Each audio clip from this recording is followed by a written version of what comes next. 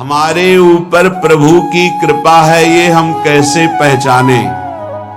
ये 8 लक्षण प्रकट होने लगते हैं जिसके ऊपर प्रभु की कृपा होती है।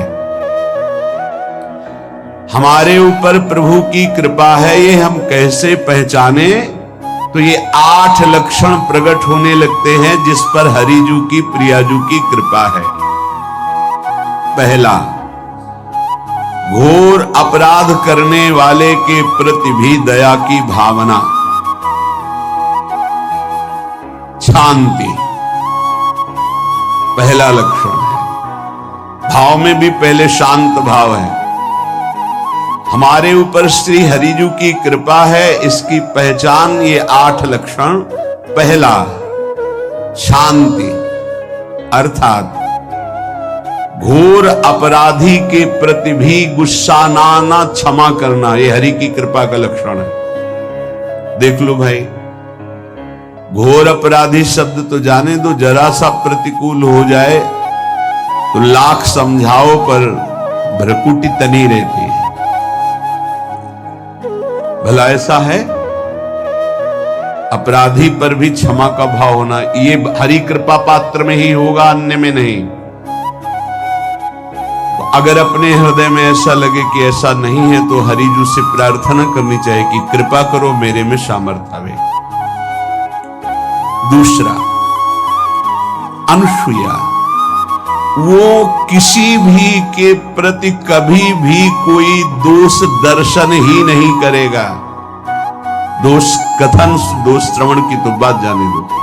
अनुसूया, दूसरों के गुणों में दोष ढूंढना ये नहीं होता, हरि कृपा पात्र में नहीं होता। ये सब भजन के नाश करने वाले, जैसे पहला अपराधी पर क्रोध कर देना, तो माया ने भेजा इसीलिए था कि तुम्हारे साथ व्यवहार ऐसा करे कि तुम क्रोध करो। क्रोध करोगे तुम्हारी ऊर्जा शक्ति नष्ट हो जाएगी, अध्यात्म में जो चलने की थी। और कहीं तुमने संकल्प कर लिया तो भजन शक्ति नष्ट हो जाएगी। तो अगर भजन बल है तो गया, जरूर उसको दंड मिलेगा, पक्का मिलेगा, 100% मिलेगा, लेकिन आप खाली हो गए। ना भजन करने की वृत्ति रहेगी और ना भजन रहेगा, दोनों बात। अनुसूया, किसी के सद्गुणों में दोष देखना, गुणों में दोष ढूंढना, ये हरि कृपा पात्र में नहीं होता। ये बहुत मंगलमयी बातें हैं जिससे हमारा भजन मार्ग पुष्ट होता है। तीसरा, वो बाहर से और भीतर से पवित्र रहता है, हरि कृपा पात्र। शौचाचार का ज्ञान होना चाहिए, वस्त्र आपके पवित्र होने चाहिए, ये बाहरी जल रज आदि के द्वारा बाहरी पवित्रता। और निष्कपटता, निश्चलता, सत्य भाव, ये अंदर की पवित्रता है। अगर कपट है, छल है, असत्य है तो हृदय मलिन रहता है। भीतर और बाहर से पवित्र रहना, इसमें खास बात क्या है? भीतर और बाहर से पवित्र रहने में, भीतर और बाहर से सदैव पवित्र कौन रह सकता है? तो बोले जो पुंडरीकाक्ष भगवान श्री हरि का प्रियाजू का स्मरण करता रहता है, शवायाभ्यंतर शुचि, वो बाह्य और अभ्यंतर दोनों से पावन रहता है। तीसरी जो कृपा का लक्षण है, अर्थात वो सदैव भगवत चिंतन परायण, शौचाचार का पालन करने वाला, बाहर और भीतर से हरि कृपा पात्र पवित्र रहता है। चौथा, ऐसे कार्यों का अनुष्ठान न करे जिनमें हमारा भजन छूटता है, जिनमें सत्य छूटता है, जिनमें भगवत भाव छूटता है। जैसे आपके ऊपर कृपा हुई, आप भगवत मार्ग में चल रहे हैं, अब आप ऐसे सांसारिक कार्यों का अनुष्ठान कर रहे हैं जिनमें आपकी चित्तवृत्ति बिल्कुल भगवत विमुख हो रही, तो जीवन का लाभ क्या होगा? लाभ तो है भगवत स्मरण सहित। कल एक ने प्रश्न किया कि मैं खाता तो नहीं लेकिन मांस की दुकान में मांस बेचता हूं, होटल आता, क्या उचित है? ये उचित कैसे हो सकता है? तुम और भी तो व्यापार कर सकते हो। जरूरी है धर्म का पालन करने की इच्छा करते हो, धर्म आचरण करते हो, ऐसा नहीं। तो विरत बहुकर्मा, उन कर्मों से हमें विरत रहना है जो हमारे धर्म के विरुद्ध है, जो भजन के विरुद्ध है। हरि कृपा पात्र ऐसे कर्मों का अनुष्ठान कर ही नहीं सकता।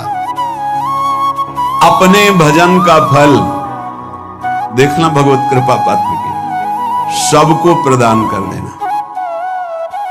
हिम्मत है?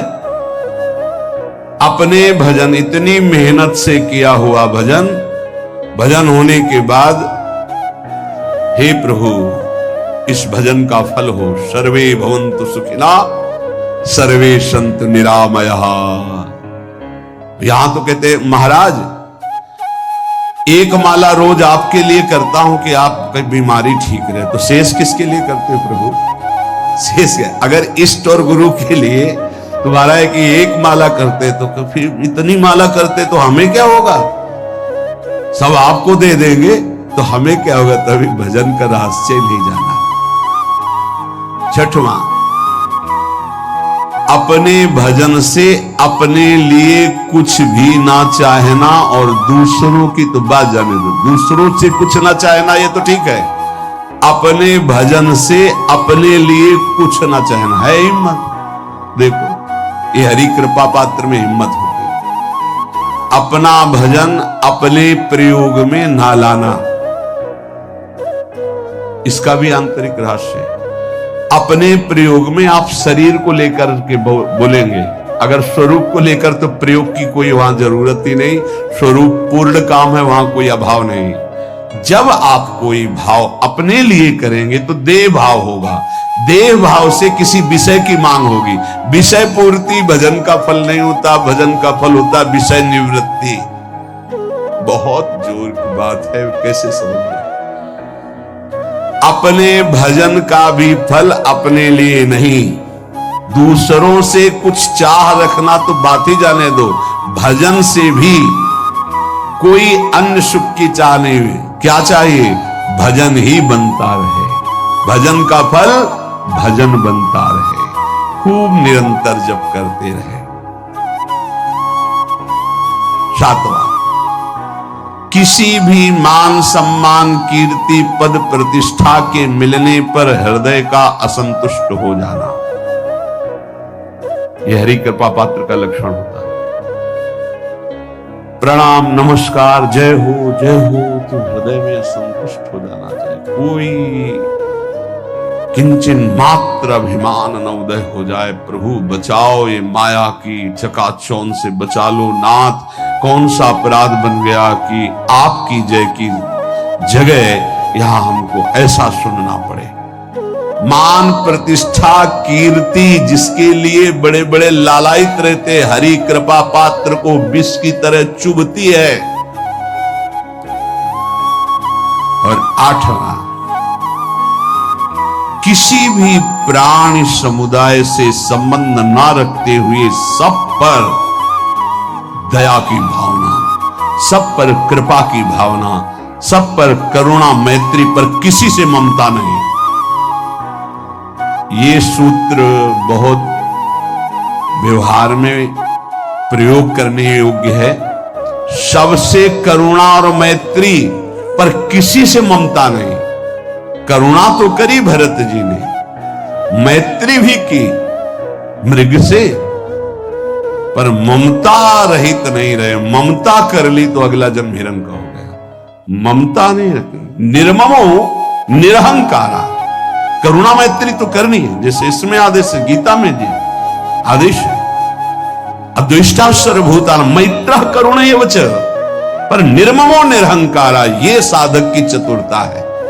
प्राण मात्र पर दया कृपा करुणा मैत्री, पर ममता नहीं। ममता किसी से, और यहां करुणा मैत्री ये तो गायब हो गई, केवल ममता रह गई है। अपने शरीर से ममता, शरीर संबंधियों से ममता, विषय भोगों से ममता, यही जहर है। संबंध में ये ममता ही जहर है, विचारों में अहंकार जहर है, कर्मों में ये आसक्ति जहर है। इसी जहर को मिटा दे तो जीवन मुक्त महापुरुष कर्म करते हुए, विषय सेवन करते हुए, वार्ता करते हुए, विचार करते हुए, बिल्कुल जहर रहित उसका जीवन हो गया। तो ये 8 बातें हरि कृपा पात्र में होती हैं, इनको बार बार सुनना और हृदय में धारण करना।